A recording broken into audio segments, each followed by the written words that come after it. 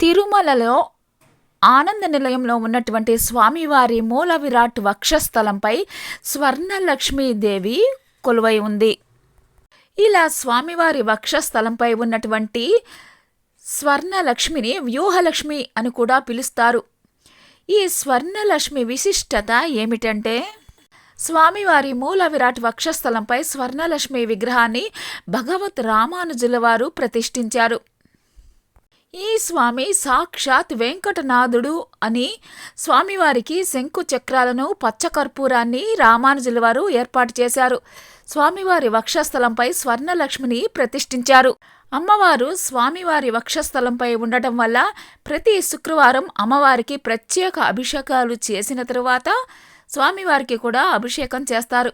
అమ్మవారిని మంగళసూత్రంతో అలంకరించి భక్తులకు దర్శనాన్ని కల్పిస్తారు. ఈ విధంగా అమ్మవారు స్వామివారి వక్షస్థలంపై కొలువై ఉండటంతో ప్రపంచంలో ఏ ఆలయానికి లేనంత ధన జన ఆకర్షణ తిరుమల ఆలయానికి ఉంది. స్వామివారి వక్షస్థలంపై ఉన్న అమ్మవారిని దర్శనం చేసుకోవటం వల్ల వారి కోరికలు నెరవేరుతాయి. ఈ వ్యూహలక్ష్మిని విభుజ అని కూడా అంటారు.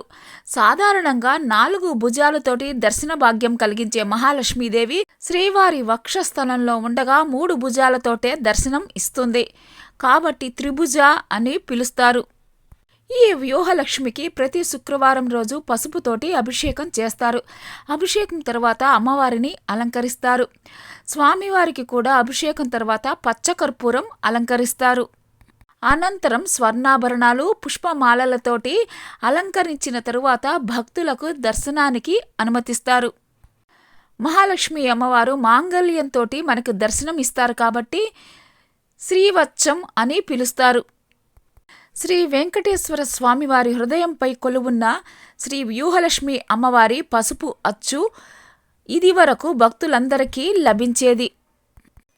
ఈ అమ్మవారి పసుపు అచ్చు ఇప్పుడు ముందుగా బుక్ చేసుకుని పొందే అవకాశం ఉంది.